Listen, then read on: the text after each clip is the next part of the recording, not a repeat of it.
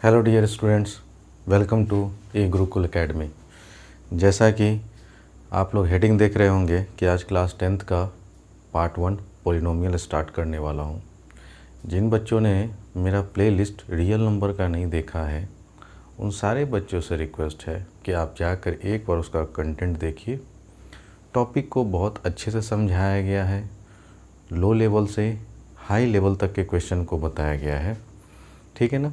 जैसे जैसे स्टूडेंट समय बीतेगा ना, वैसे वैसे ठीक है ना, सारे चैप्टर का पॉलिशिंग धीरे धीरे मैं करता चला जाऊंगा, है ना। बस आप लोग से एक रिक्वेस्ट है कि आप लोग बस एक प्रॉपर नोट्स बनाइए, कॉपी बनाइए मैथ का, मोटी सी रजिस्टर, जिसमें सिर्फ़ और सिर्फ आपका मैथ बना हो। ठीक है ना। और जो बच्चे अभी तक प्लेलिस्ट नहीं देखे हैं रियल नंबर का, आप लोग चैप्टर 1 से इंट्रोडक्शन से स्टार्ट करें। हाँ, ये बात सच है कि कोरोना एपिडेमिक के कारण बहुत सारा सिलेबस रिड्यूस्ड हो गया है। लगभग 30% मैंने जैसा कि वीडियो भी अपलोड कर रखा है। कौन सा चैप्टर में क्या पढ़ना है फ्रेंड, क्या नहीं पढ़ना है, ठीक है ना, वो जैसे जैसे हम टॉपिक स्टार्ट करेंगे वहाँ पे वो पर्टिकुलर टॉपिक आपको बता दिया जाएगा कि ये चैप्टर आपके एग्ज़ाम में नहीं आना है।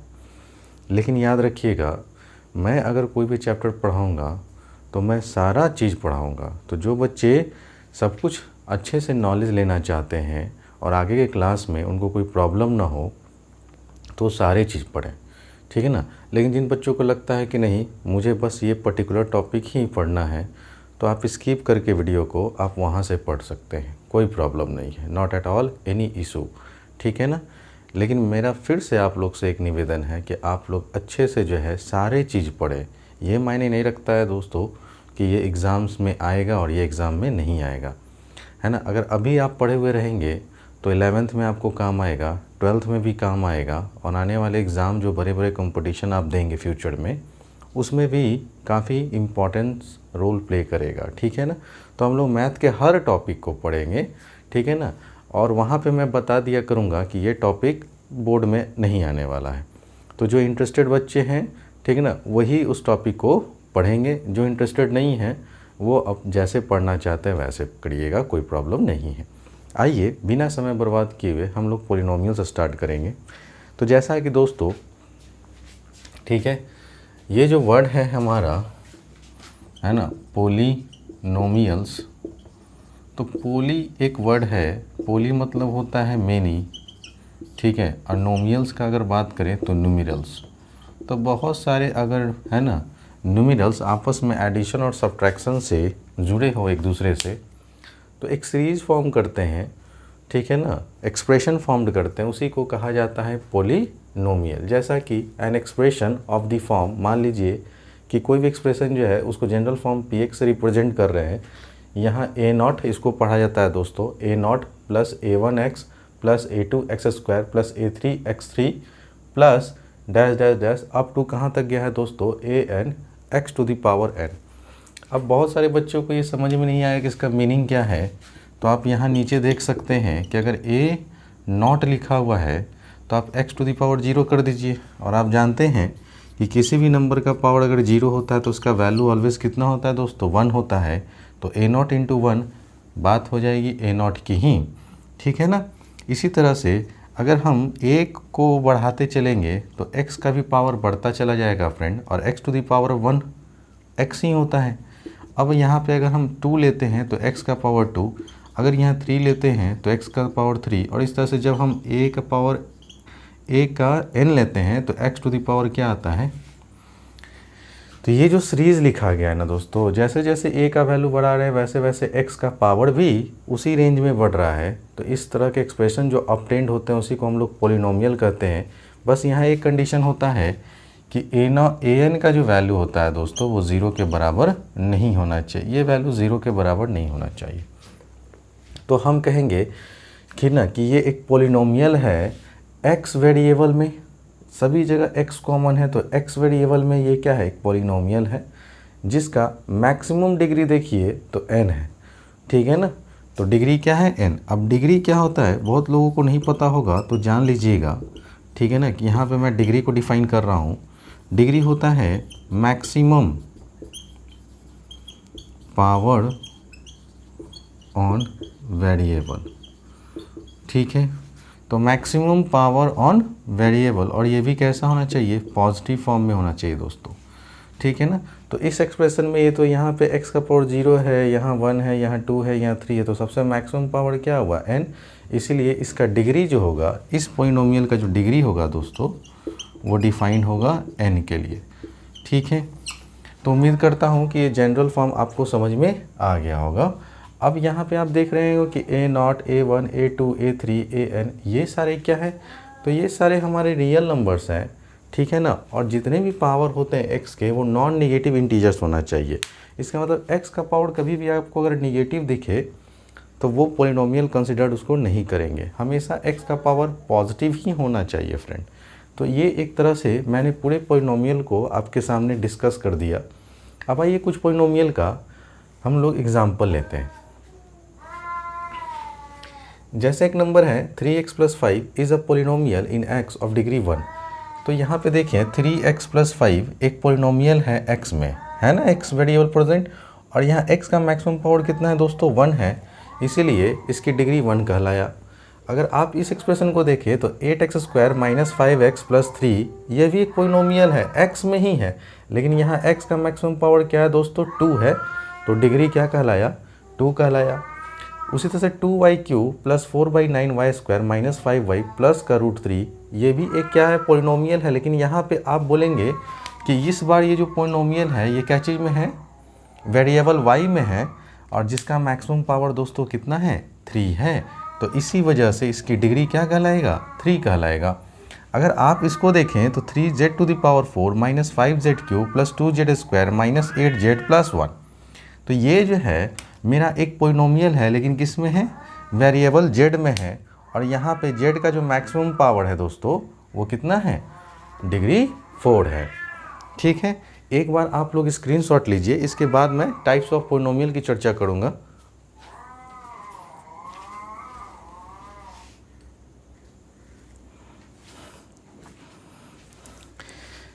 आइए दोस्तों, जैसा कि अभी हम लोगों ने पढ़ा पोलिनोमियल्स किसे कहते हैं, पोलिनोमियल का वेरिएबल क्या होता है, उसमें डिग्री क्या होता है। ठीक है ना, तो डिग्री 1 देखें, डिग्री 2 देखें, डिग्री 3 देखें, डिग्री 4 देखें, नहीं दोस्तों।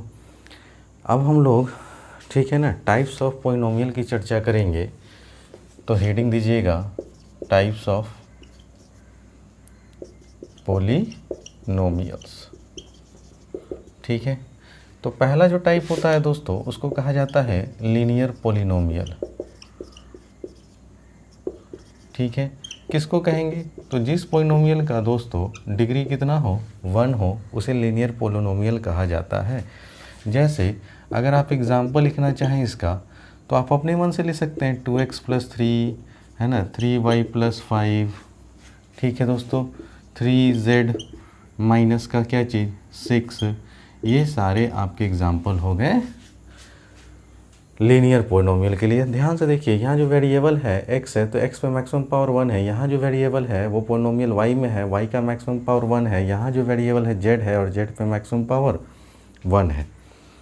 तो ये सारे कहलाएँ आपके पोलिनोमियल, ठीक है ना, ऑफ डिग्री 1। तो जब भी डिग्री 1 होगा तो उसको लीनियर पोलिनोमियल में रखेंगे।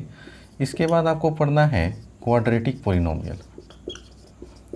क्वाड्रेटिक पोलिनोमियल्स, तो क्वाड्रेटिक पोलिनोमियल में दोस्तों याद रखेंगे कि डिग्री 2 होता है। जैसे इसके अगर एग्जांपल अगर आप लोग देखना चाहेंगे तो 2x² + 3x माइनस का 6, फिर हो जाएगा 2x² - 4 etc। तो ये सारे देखिए ध्यान से कि यहाँ पे x का मैक्सिमम पावर 2 है, यहाँ भी x का मैक्सिमम पावर 2 है, तो चूँकि डिग्री 2 है इसी वजह से इसको क्या बोलेंगे दोस्तों, क्वाड्रेटिक पोलिनोमियल बोलेंगे। तीसरा आप लोग याद रखेंगे क्यूबिक पोलिनोमियल। ठीक है, तो जिस पोलिनोमियल की डिग्री 3 होगी ना, उसको हम लोग कैटेगराइज करेंगे under the category of cubic polynomial.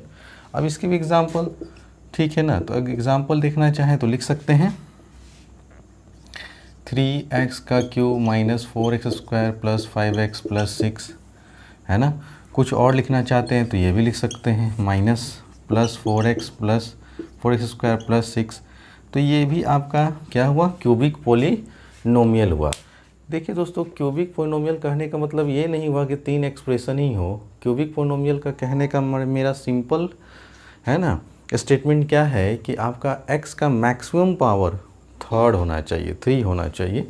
अगर इस क्वेश्चन में अगर ध्यान से देखिए आप, तो x का मैक्सिमम पावर 3 है। इस क्वेश्चन में भी आप x² और x³ में मैक्सिमम पावर किसका है, 3 का। तो इसलिए इसका डिग्री 3 होने की वजह से इसको हम लोग कैटेगराइज करेंगे क्यूबिक पॉलिनोमियल में। उम्मीद करता हूँ आपको मेरी सारी बातें समझ में आ रही होगी। इसी तरह से हम लोग चौथे नंबर पे पढ़ते हैं। अब हम लोग को पढ़ना है बाई क्वाड्रेटिक पॉलिनोमियल्स, ठीक है। तो इसकी डिग्री कितनी होगी फ्रेंड, तो आप बोलेंगे कि सर अगर डिग्री 4 होगा तो वो हम लोग कहेंगे कि वो मेरा पॉलिनोमियल है बाई क्वाड्रेटिक। अब इसका एग्जाम्पल जिसको देखना है देख सकते हैं आप। 4x⁴ minus 3x³ plus 2x² plus x minus 4। तो आप देख लीजिए x में यहाँ मैक्सिमम पावर कितना है फ्रेंड, 4 है ना। तो डिग्री 4 होने की वजह से इसको क्या बोलेंगे, बाई क्वाड्रेटिक पॉलिनोमियल, ठीक है। कोई दोस्तों कोई दिक्कत नहीं। अब एक चीज़ और, ठीक है ना, लीनियर पॉलिनोमियल होने के लिए यहाँ पे जो x है ना दोस्तों, वो x नॉट इक्वल टू 0 होना चाहिए, ठीक है ना। क्वाड्रेटिक पॉलिनोमियल होने के लिए यहाँ पे जो x² जो है वो नॉट इक्वल टू क्या होना चाहिए, 0। अगर x² का वैल्यू 0 रखेंगे तो ये पूरा टर्म 0 हो जाएगा और 3x माइनस 6 लीनियर बन जाएगा, ना कि क्वाड्रेटिक। समझे दोस्तों। अब यहाँ पे क्यूबिक में याद रखिएगा कि x³ जो होना चाहिए वो 0 के बराबर नहीं होना चाहिए। अगर x का क्यूब 0 कर देंगे तो ये पूरा टर्म 0 हो जाएगा, तब तो ये क्वाड्रेटिक बन जाएगा, क्योंकि ये तो ख़त्म हो जाएगा। समझ रहे हैं ना मेरी बात। यहाँ पे अगर 0 रखेंगे तो ये तो ख़त्म हो जाएगा ना, और डिग्री अब 2 आएगा। डिग्री 2 वाले को क्या कहते हैं दोस्तों, क्वाड्रेटिक कहते हैं। ठीक यहाँ पे भी कंडीशन होता है कि x4 का जो वैल्यू होना चाहिए वो 0 के बराबर नहीं होना चाहिए। अगर 0 हो गया ना तो वो देखिए क्यूबिक बन जाएगा, क्योंकि डिग्री 3 हो जाएगा। उम्मीद करता हूँ दोस्तों आपको टाइप्स ऑफ पॉलिनोमियल समझ में आ गया होगा। एक बार स्क्रीनशॉट ले लीजिए, हम लोग अब आगे की चर्चा करेंगे।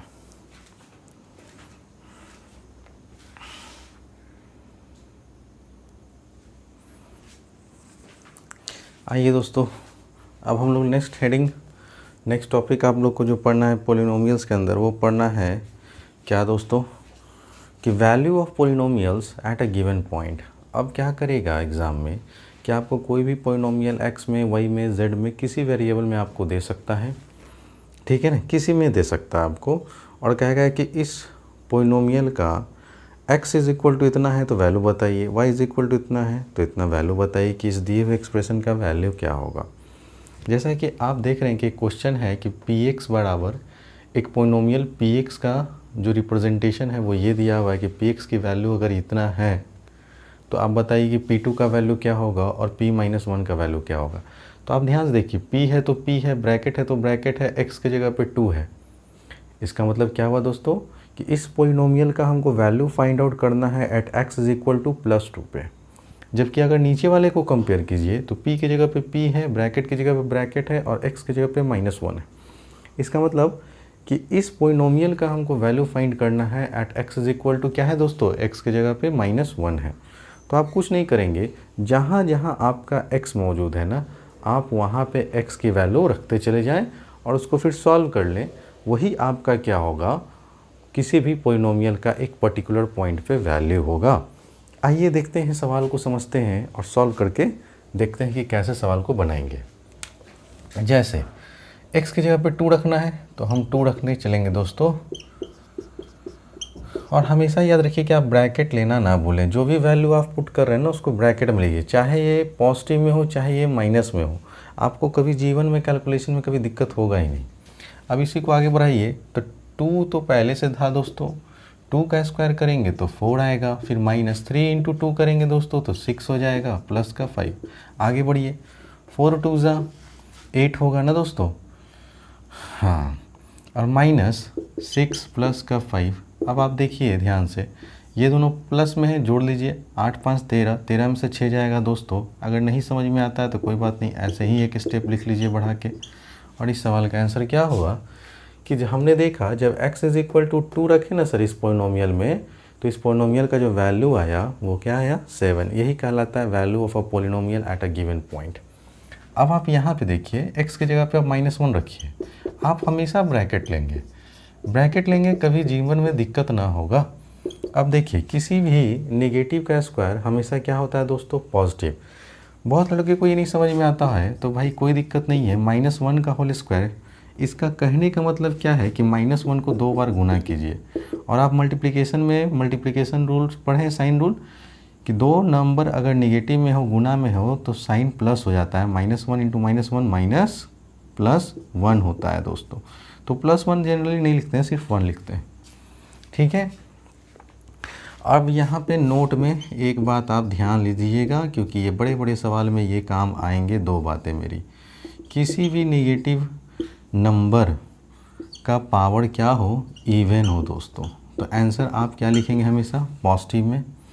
किसी भी नेगेटिव नंबर का पावर अगर ऑड हो तो आंसर क्या चीज़ में लिखेंगे आप लोग, माइनस में, ठीक है। जैसे इसके एग्जांपल सर कुछ बताइए, तो लिख लीजिए कोई भी नंबर -2 और इसका पावर 2, तो आंसर हमेशा क्या आएगा, पॉजिटिव आएगा। क्यों, यहाँ अभी आप सीखें कि -2 इंटू -2, इसका तो माइनस माइनस प्लस, 2 2 जा 4।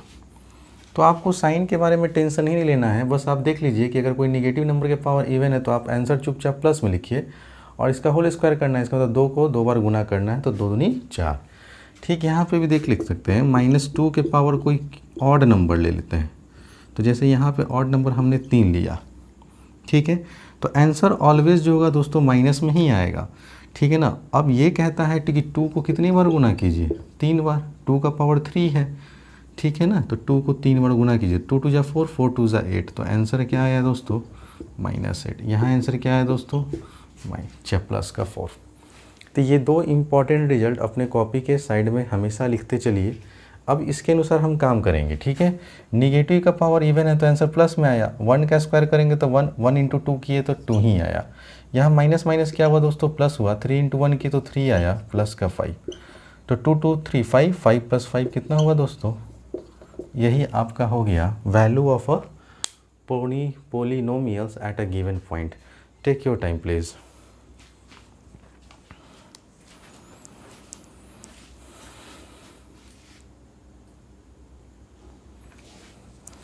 आइए दोस्तों, अब हम लोग देखते हैं नेक्स्ट टॉपिक जो है आपका ज़ीरो ऑफ अ पोलिनोमियल। अब ज़ीरो ऑफ अ पोलिनोमियल से क्या समझें हम, तो थोड़ा सा पहले समझते हैं कि ज़ीरो ऑफ अ पोलिनोमियल कहते किसको हैं और होता क्या है। देखिए, अभी आप पढ़े थे कि value of a polynomial eight a given point, कोई भी आपको पोलिनोमियल का एक्सप्रेशन देके और आपको एक पर्टिकुलर वैल्यू पे उसका वैल्यू पूछा जाता था, जैसा कि आपने पिछले टॉपिक में देखा। अब आपको क्या करना है कि फिर से वही चीज़ है दोस्तों, लेकिन जब आप पर्टिकुलर पॉइंट का वैल्यू, एक पर्टिकुलर वैल्यू रखेंगे x या y या z के जगह पे, जो भी पोलिनोमियल जिस वेरिएबल में हो उसकी जगह पे, तो आप जब सॉल्व कर रहे होंगे ना, तो इस पूरे इंटायर पोलिनोमियल का वैल्यू क्या आना चाहिए, 0। अगर पूरे पोलिनोमियल का वैल्यू 0 आएगा ना दोस्तों, तो आप कह देंगे कि हाँ ये ज़ीरो ऑफ अ पोलिनोमियल है। और यहीं से आप आपका CBSE बोर्ड का, ठीक है ना, क्वेश्चन बनना अब शुरू होगा। तो ये पहला स्टेप था दोस्तों, ठीक है ना। अगर ये समझ लिए तो फिर आगे चलेंगे और हम लोग पढ़ेंगे zeros of a polynomial and it's coefficient, जहाँ से आपके बोर्ड में पेपर रहते हैं, पेपर में क्वेश्चन पूछे जाते हैं। तो ध्यान से समझिएगा। जैसे यहाँ एक क्वेश्चन लिखा हुआ है कि px बराबर इतना दिया है और हमको फाइंड करना है p3, मतलब x के जगह पे एक बार +3 पुट कीजिए और एक बार x के जगह पे -1 पुट कीजिए। अब आप जैसे ही पुट करेंगे ना x के जगह पे वैल्यू, तो आपको कुछ दिखेगा। आइए देखते हैं कि क्या दिखता है हमको। तो हम यहाँ पे p के जगह पे, x के जगह पे 3 रखने जा रहे हैं। x जहाँ जहाँ है दोस्तों वहाँ 3 रखिए, लेकिन ब्रैकेट लेना मत भूलिएगा, क्योंकि कभी दिक्कत नहीं होगा। तो 3 का स्क्वायर किए 9, माइनस का 2 3 जा 6 और माइनस का 3, अब ये 9 हुआ। देखिए दोस्तों, याद रखिएगा, कभी भी दो निगेटिव नंबर रहेगा ना, तो काम करेंगे जोड़ने का, चिन्ह देंगे माइनस का। फिर से इंग्लिश में बोले, है ना, तो कभी भी 2 टर्म्स अगर निगेटिव में हो तो आप हमेशा ऐड कीजिए, लेकिन सिंबल हमेशा माइनस कर दीजिए। तो आप इजी वे में बताने के लिए मैं हमेशा बोलूँगा काम करेंगे जोड़ने का, लेकिन चिन्ह देंगे माइनस का। तो -6 और -3 तो यहाँ से -9, +9 -9 कट के क्या आ गया दोस्तों 0। तो यही तो कहलाता है zeros of a polynomial eight a given point, कि आप इस गिवन पॉइंट पे जब वैल्यू रखें तो इस पोलिनोमियल का वैल्यू क्या आ गया 0। ठीक, यहाँ पे आप x के जगह पे आप -1 रखना है, तो आप -1 रखिए, लेकिन ब्रैकेट लेना नहीं भूलेंगे दोस्तों। ठीक है, अब देखिए -1 का स्क्वायर, नेगेटिव का स्क्वायर क्या भी बताए थे कि नेगेटिव का पावर अगर इवन होता है आंसर प्लस में आएगा, 1 का स्क्वायर करेंगे तो 1 ही आएगा। -1 इंटू -2 करेंगे दोस्तों तो प्लस का 2 हो जाएगा, और माइनस का 1 + 2 करें तो 3, और 3 से 3 कट गया दोस्तों, क्या आया 0। उम्मीद करता हूँ कि आपको zeros of a polynomial eight a given point समझ में आ गया होगा। अब हम लोग, ठीक है ना, 10th का मेन सिलेबस पे अब आ चुके हैं। अब अगले हेडिंग में हम लोग को जानेंगे zeros of a polynomial and it's coefficient में क्या रिलेशन होता है। ठीक है ना, वो अच्छे से समझेंगे और उस पर बहुत सारे क्वेश्चन हम लोग करेंगे। तब तक आप एक बार स्क्रीनशॉट ले लीजिए।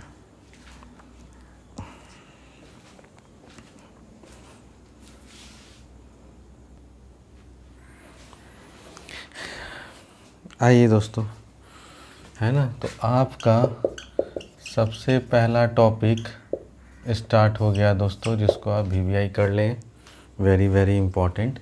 ये है आपका relation between zeros and coefficient of a quadratic polynomial. देखिए 3 टर्म से अभी आप फ़िलहाल, है ना, रूबरू हो जाइए।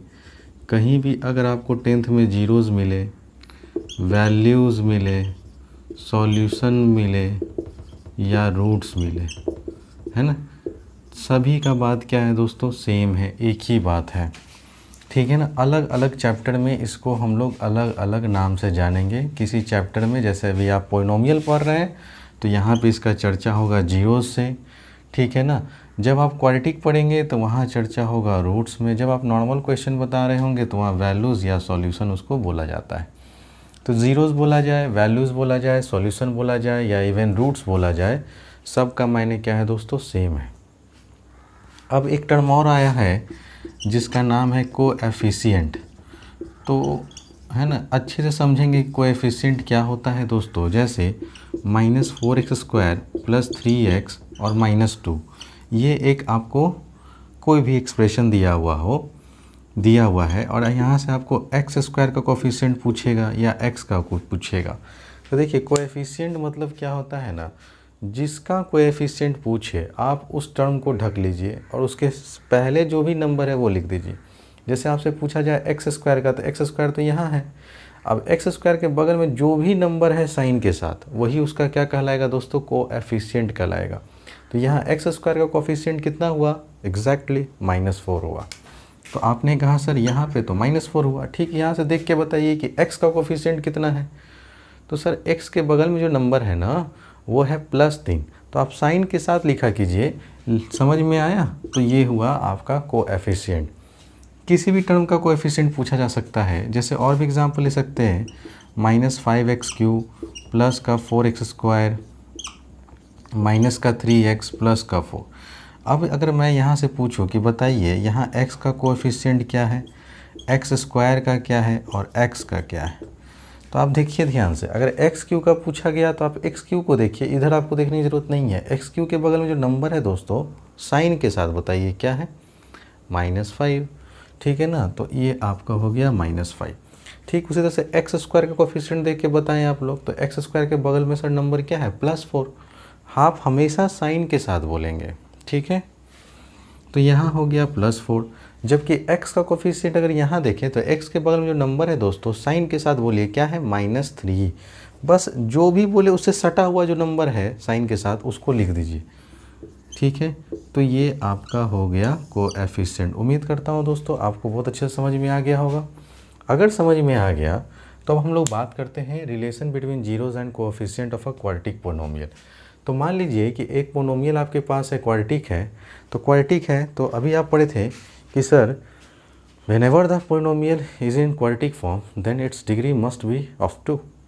आप देख लीजिए स्क्वायर का टर्म डिग्री 2 है ना, और ये जनरल फॉर्म है क्वाड्रेटिक का, जो आगे हम लोग चैप्टर पढ़ेंगे क्वाड्रेटिक इक्वेशन, वहाँ पे बताया जाएगा। कि जनरल फॉर्म जो किसी भी क्वाड्रेटिक इक्वेशन का होता है दोस्तों वो ऐसे होता है, स्क्वायर का टर्म एक्स का टर्म कांस्टेंट, जहाँ पे इस एक्स स्क्वायर का कोफिशिएंट कभी भी जीरो नहीं होना चाहिए। तो देखिए एक्स स्क्वायर का कोफिशिएंट बोला तो यहाँ पे एक्स स्क्वायर का कोफिशिएंट क्या है, ए कभी भी जीरो नहीं होना चाहिए। अगर आप यहाँ पे जीरो पुट कर देंगे तो फिर ये लीनियर बन जाएगा, क्वाड्रेटिक नहीं रहेगा। आप समझ रहे हैं ना मेरी बात, ठीक।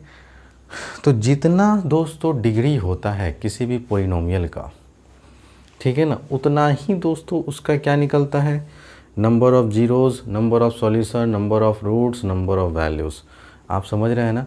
तो चूंकि यहाँ डिग्री 2 है तो जाहिर सी बात इसके 2 रूट्स होंगे, 2 ज़ीरोज़ होंगे, 2 वैल्यूज़ होंगे, 2 सॉल्यूशन होंगे, ठीक है ना।